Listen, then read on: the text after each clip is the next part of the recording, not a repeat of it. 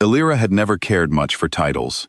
In her small village at the edge of the Whispering Woods, a person's worth was measured by what they could do with their hands, not by what crown they wore or what family they came from. Her grandmother had taught her everything she knew about healing: how to set a broken bone, how to bring down a fever, how to close a wound so it would not fester. Elira had grown into a quiet, practical young woman of 24, more comfortable with herbs and bandages than with people.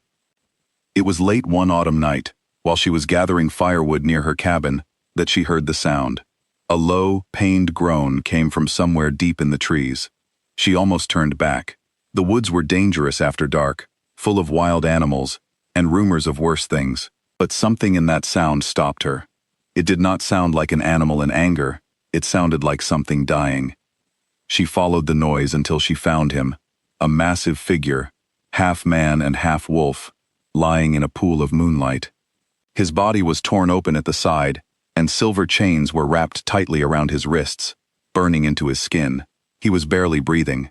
Elira had heard stories of shifters, men who could become wolves, but she had never seen one before. She did not have time to be afraid. She only saw a wound that needed closing, and a life that needed saving. She worked quickly, cutting away the silver chains with the small iron knife she carried for cutting herbs. The moment the silver came off, his body seemed to relax, though his breathing was still shallow. She half-dragged, half-carried him back to her cabin, using an old door as a sled through the fallen leaves. It took her nearly an hour, and by the time she reached her home, her arms and legs were shaking with exhaustion. For 3 days and 3 nights, Elira barely slept. She packed his wound with a poultice her grandmother had once used on a woodcutter who had been mauled by a bear, and it seemed to be working. His fever rose and broke again. She spoke to him the way she spoke to any frightened patient, calm, steady, and a little stern. "You will not die in my cabin," she told him one night, wiping sweat from his brow.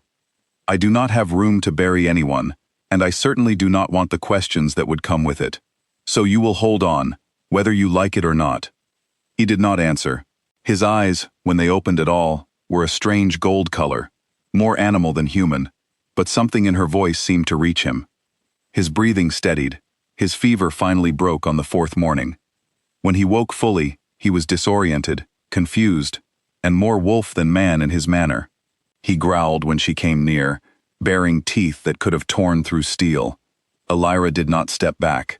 She simply set down the bowl of broth she was holding and said, "If you want to eat, you will have to stop looking at me like I am your next meal." To her surprise, the growling stopped. He watched her with narrowed eyes as she fed him spoonful by spoonful, like he could not quite believe what was happening. He never told her his name. She never asked. In her experience, people who wandered into the woods half dead usually had good reasons to keep quiet about who they were, and it was not her business to pry. By the 4th day, he was strong enough to stand. He left before dawn, without a word of thanks, without even a backward glance. Elira told herself it did not matter. She had done her job. That was all a healer was meant to do: heal, and then let go. She tried not to think about him after that, but some nights, when the wind moved through the trees, she found herself remembering the way his golden eyes had watched her, like she was the only steady thing in a world that had turned violent and strange. Miles away, in the grand stone halls of Draven Castle, King Kellan Draven was trying very hard to hide the fact that something inside him had changed. Kellan was the Alpha King, ruler of a fractured kingdom of shifters that had been at war with itself for years. 3 years earlier, an enemy faction had captured him and tried to sever the bond between him and his wolf entirely. Using silver meant not to kill him, but to leave him a king with no beast to protect his people. He had escaped, but the wound to his wolf spirit had never fully healed. His control had been slipping ever since, and only his oldest friend and beta, Roth, knew the truth of it. When Kellan returned to the castle after disappearing for nearly a week, bruised and quiet, Roth did not ask many questions. He simply noticed that something about his king seemed different. Calmer, in a way, and also more restless. "You look better," Roth said carefully, one evening as they walked the castle grounds. "Whatever happened out there?" "I do not remember much of it," Kellan admitted. That was true. His memories of the healer's cabin were hazy, more sensation than image. The smell of dried herbs. The sound of a woman's steady voice telling him not to die in her home. The feeling of hands that were gentle but never hesitant. He tried to push the memories aside. There were more pressing matters at hand. His council had been pressuring him for months to finalize a political marriage to Lady Sarah, the daughter of a powerful neighboring house. The alliance would strengthen his kingdom's defenses and calm the political unrest that had been simmering since the attack 3 years ago. Kellan did not love Sarah, but he understood duty. He had always understood duty. At the betrothal feast held 2 weeks later, the entire court gathered to celebrate what everyone assumed would soon be a wedding. Lady Sarah stood beside Kellan in a gown of deep blue, smiling for the crowd, playing her part perfectly. When the moment came for the traditional kiss to seal the announcement, she leaned in close. Something inside Kellan reacted before his mind could stop it. A growl tore up from his chest, low and fierce, loud enough that the entire hall went silent. Sarah stepped back, startled and humiliated. Kellan's hands were shaking. His eyes, for just a moment, flashed gold in front of dozens of witnesses. The hall erupted into whispers. Kellan excused himself immediately, retreating to his chambers with Roth close behind. "What in the world was that?" Roth asked once the door was closed. "I do not know," Kellan said, and for the first time in years, he sounded truly frightened of himself. Roth studied him carefully. "Your wolf reacted to her, not with anger, with refusal." He paused. "Kellan, I think your wolf has imprinted on someone." And it was not Lady Sarah. Kellan wanted to dismiss the idea, but the moment Roth said it, the memories came rushing back with sudden clarity.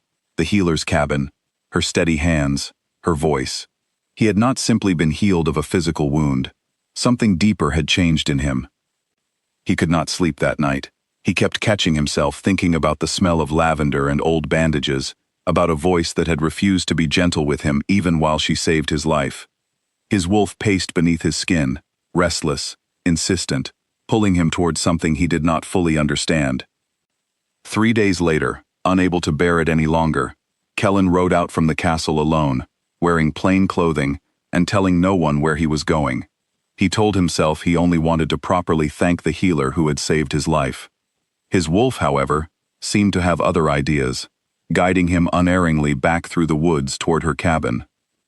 When Elira opened her door and saw him standing there, healthy and strong and very clearly not just a wandering stranger, she was too surprised to speak for a moment.